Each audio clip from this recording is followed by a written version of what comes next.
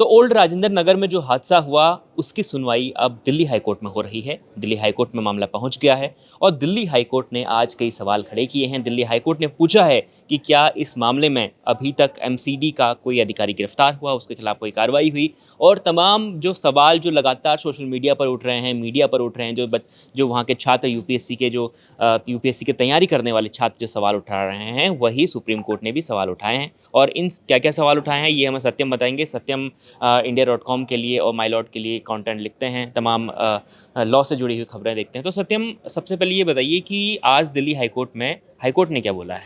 आज की सुनवाई में दिल्ली हाई कोर्ट ने ये बोला है, एमसीडी से जवाब मांगा है कि आपको जब शिकायत की गई, एक छात्र जो कि वहाँ पढ़ाई कर रहा था, उसने शिकायत दर्ज कराई थी कि बेसमेंट में कोचिंग सेंटर चल रहा है। तो उनसे पूछा गया, एमसीडी से पूछा गया कि आपने इस पर कार्रवाई क्यों नहीं की है।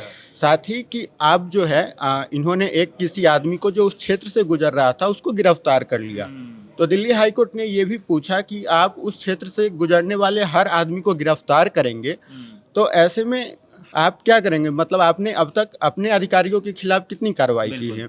दूसरी चीज, इस वाक्य के दौरान एक फ्रीज वीज का बात भी उठा, जिसमें दिल्ली हाई कोर्ट ने कहा कि आपके पास अपने अधिकारियों को पैसे देने की क्षमता नहीं है और आप फ्री वीज कल्चर चला रहे हैं। तो ऐसे में एमसीडी से जो है शुक्रवार यहाँ पर चर्चा बिल्कुल ये भी थी कि जो दिल्ली में लगातार जल भराव होता है और दिल्ली में पानी, आपको पता है कि ओल्ड राजेंद्र नगर जो इलाका है वो वहाँ पर संकरी गलियाँ हैं, पानी भरता है। अगर बारिश का पानी आता है तो ड्रेनेज सिस्टम नहीं है। और हाईकोर्ट ने ये भी चीज़ मैं देख रहा था कि अभी उनने ये भी बोला है कि कोई भी निर्माण जब होता है, अवैध निर्माण या जो नियमों से ज़्यादा अगर बिल्डिंग बनती है, जितने नियम हैं, तो वो कहीं ना कहीं उसमें बहुत अधिकारियों की मिलीभगत रहती है, पुलिस की और जो तमाम अधिकारी होते हैं उनकी मिलीभगत रहती है। तो इसे लेकर क्या बोला हाईकोर्ट ने? कुछ अगर हाईकोर्ट ने एमसीडी को स्पष्टता कहा है कि वे इस मामले की पूरी तरह से जांच करें और शुक्रवार तक अपना जवाब दें। इस मामले की अगली सुनवाई शुक्रवार को होगी। और अगर एमसीडी के जवाबों से अगर दिल्ली हाईकोर्ट संतुष्ट नहीं होती है तो इस मामले को वो सीबीआई जांच को सौंप देगी, सीबीआई को जांच के लिए सौंप देगी। तो अच्छा, तो सीबीआई, अगर ये मामला सीबीआई को जाता है तो उसमें उसके बाद कई कोचिंग सेंटर नप सकते हैं, कई वो बिल्डिंग के जो मालिक हैं वो नप सकते हैं, क्योंकि जो वहाँ पर निर्माण हुए हैं, जिस तरीके से कल मैं एक स्टूडेंट्स का उनकी बातचीत सुन रहा था, तो उन्होंने कहा कि आज से कुछ साल पहले यहाँ पर 4 मंजिला थे, उसके बाद 6 मंजिला हो गए, फिर बेसमेंट में बनने लगा, फिर बेसमेंट में कोचिंग सेंटर्स खुलने लगे, बहुत सारे संस्थान खुलने लगे। तो इस तरीके से जब ये सीबीआई के पास मामला जाएगा तो कितना प्रभाव पड़ेगा, आपको क्या लगता है? बहुत व्यापक प्रभाव पड़ेगा। एक तो जो क्षेत्र है वो एकदम सक्रिय है और पूरे तारों का जाल बिछा है, बिजली की हो, वाईफाई के हो, केवल तारों का जाल बिछा है।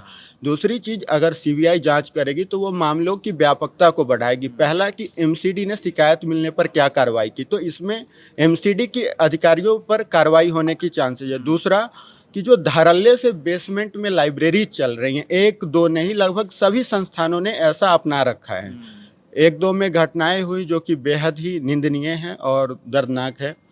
दूसरी चीज़ कि इन लोगों के पक्ष पर जो कि कोचिंग संस्थान है वो किस नियमों के अनुसार, किस आदेश के अनुसार, और उन्हें एनओसी मिला कहाँ से ये चलाने के लिए, इन सब चीज़ों की जांच होगी। बिल्कुल। तो देखिए, ये शनिवार की शाम जब थी, आपको पता होगा कि राउज़ आईएएस कोचिंग सेंटर, जो उसके लाइब्रेरी में, बेसमेंट में लाइब्रेरी चल रही थी, उसमें 3 बच्चे डूबकर, वो यूपीएससी एस्पिरेंट थे, वो डूबकर उनकी मौत हो गई।